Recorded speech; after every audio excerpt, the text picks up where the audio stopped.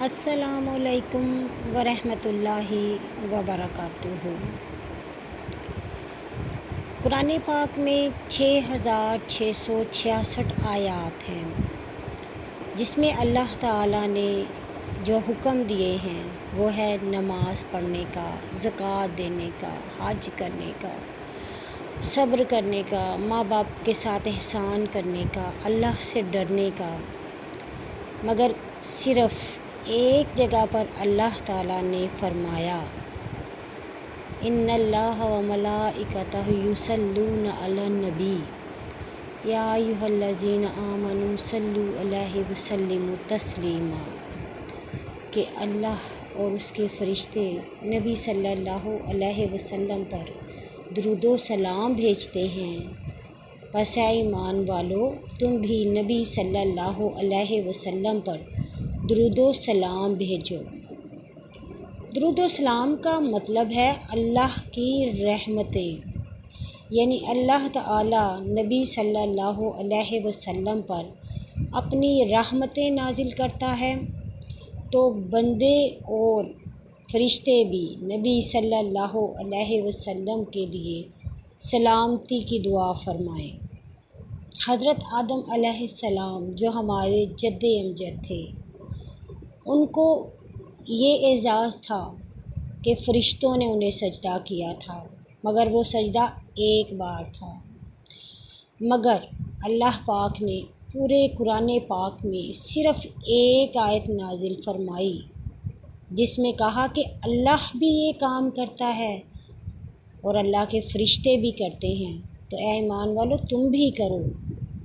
تو یصلو کا مطلب ہے کہ یہ ایک بار نہیں پڑھا جا رہا، مطلب بار بار پڑھا جاتا ہے۔ درود شریف وہ عمل ہے جو نہ رکنے والا ہے۔ یہ کب سے پڑھ رہے ہیں، کب تک پڑھا جائے گا ہم نہیں جانتے۔ فرشتوں کی تعداد کسی کو معلوم نہیں، جیسے کہ اللہ تعالیٰ نے فرمایا کہ فرشتوں کے بارے میں کسی کو پتہ نہیں۔ آسمان پر عرش کے فرشتے ہیں، وہ فرشتے جو جان نکالتے ہیں، وہ فرشتے جو سمندروں کو دیکھتے ہیں، وہ فرشتے جو ماں کے پیٹوں میں ہونے والے بچوں کو دیکھتے ہیں، وہ فرشتے جو حاملین عرش ہیں، وہ فرشتے جو جنت کے پہرے دار ہیں، وہ فرشتے جو دوزخ کے پہرے دار ہیں۔ ہم نہیں جانتے کہ اللہ پاک نے کتنے فرشتے بنائے ہیں۔ اس قدر فرشتے ہیں کہ آسمان چلچلا اٹھا۔ اس کا مطلب یہ کہ اللہ پاک نے فرشتوں کو بنایا ہی اپنی عبادت کے لیے، اور کچھ فرشتے صرف سجدہ کرتے ہیں، کچھ فرشتے صرف قیام کرتے ہیں، کچھ فرشتے صرف سجدہ کرتے ہیں۔ اے مسلمانوں، تم تو خوش نصیب ہو کہ تم ایک نماز میں فرشتوں کی تمام خوبیاں کر جاتے ہو۔ وہ ایک قیام کرتے ہیں، ایک سجدہ کرتے ہیں، ایک رکوع کرتے ہیں، اور تم سب کر جاتے ہو۔ یہ اللہ پاک کی ہم پر بہت بڑی نعمت ہے۔ فرشتوں کے بارے میں جیسے کہ بتایا کہ فرشتوں کے پر ہوتے ہیں، کسی کے 2، کسی کے 4، 2 4 پر ہوتے ہیں، اور اس کے علاوہ فرشتے معصوم مخلوق ہیں، فرشتے کچھ کھاتے نہیں ہیں، فرشتے غلاظتوں سے پاک ہوتے ہیں، فرشتوں کی کوئی سوچ نہیں ہے، فرشتے صرف اللہ کی عبادت کرتے ہیں۔ فرشتوں کے بارے میں اگر ہم تعداد کو دیکھیں تو نبی کریم صلی اللہ علیہ وسلم کی احادیث سے پتہ چلتا ہے کہ جیسے کہ کچھ وہ فرشتے ہیں جو ہمارا درود نبی صلی اللہ علیہ وسلم کی بارگاہ میں پیش کرتے ہیں، اور 2 فرشتے تو ہر انسان کے ساتھ موجود ہیں جو ہماری اچھائی اور نامہ اعمال، اچھائی اور برائی لکھ رہے ہیں۔ عمار بن حالی نے ایک مرتبہ تمام کیلکولیشنز بتائیں جو یہ تھیں کہ انسان جنات کا 10واں حصہ ہے۔ انسانوں کی آبادی 7 کروڑ ہے، تو اس کا مطلب ہے کہ جنات انسانوں سے 70% زیادہ ہیں۔ اور پھر کہا کہ اگر 70 ارب انسان ہیں، تو جو انسان ہیں وہ خشکی کے جانوروں کا 10واں حصہ ہیں، جس میں گھوڑے، بلی، ہاتھی، جانور وغیرہ شامل ہیں، تو وہ جانور بن گئے 700 ارب۔ اگر ہم ان سب کو ملا لیں تو وہ پرندوں کا 10واں حصہ بنتے ہیں۔ اگر پرندے دنیا میں دیکھے جائیں وہ 7000 ارب ہیں، تو اگر ہم ان سب کو ملا لیں تو وہ سمندری مخلوق کا 10واں حصہ ہیں۔ اس کا مطلب کہ سمندری مخلوق جو ہے وہ 7000 ارب ہے۔ کہا جاتا ہے کہ اگر تمام دنیا سے کھانا پانی سب ختم ہو جائے تو اللہ پاک نے سمندر کے اندر انسانوں کے لیے اتنی خوراک رکھی ہے کہ وہ بھوکے نہیں مریں گے۔ اگر ان سب کو ملا لیا جائے تو وہ پہلے آسمان کے فرشتوں کا 10واں حصہ ہے۔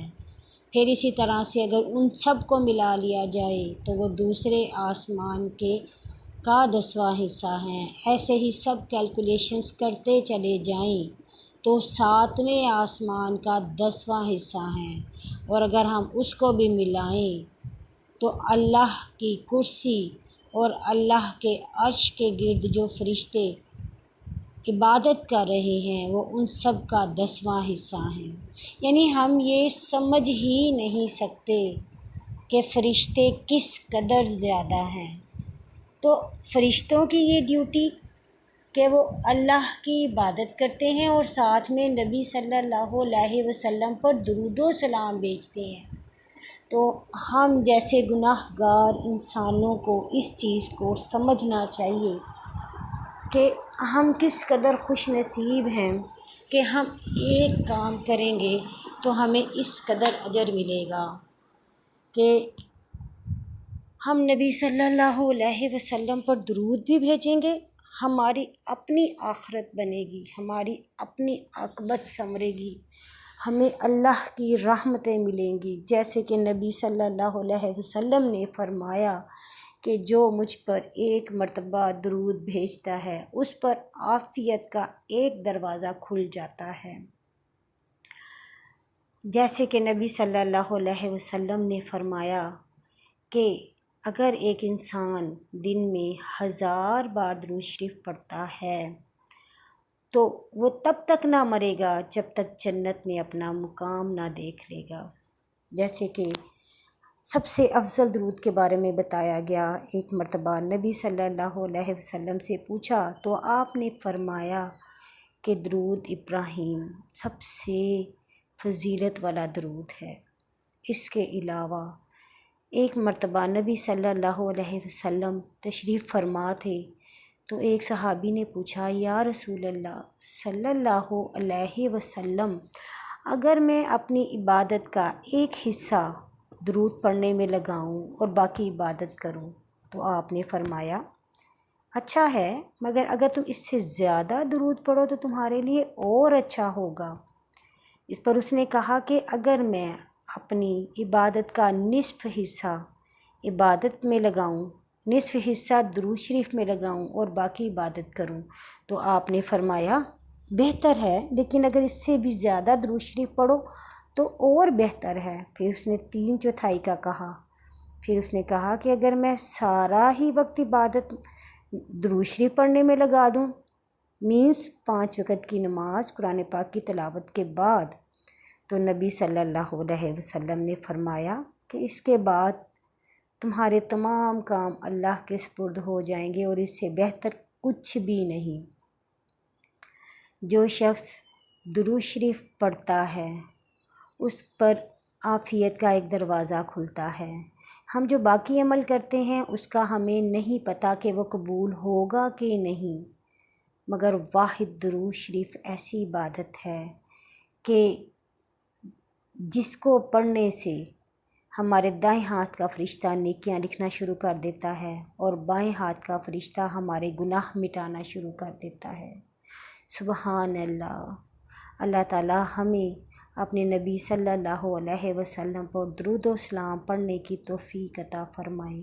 جو درود شریف پڑھ لیتا ہے اس کی کوئی حاجت باقی نہیں رہتی، اس نے چاہے قرض دینا ہو، چاہے بیماری ہو، چاہے کوئی خواہش ہو، چاہے حج پہ جانا ہو، چاہے کوئی چیز گم ہو جائے، ایک ہی طریقہ، ایک ہی اصول، درود شریف پڑھتے جائیں، اللہ کی رحمتیں حاصل کرتے جائیں۔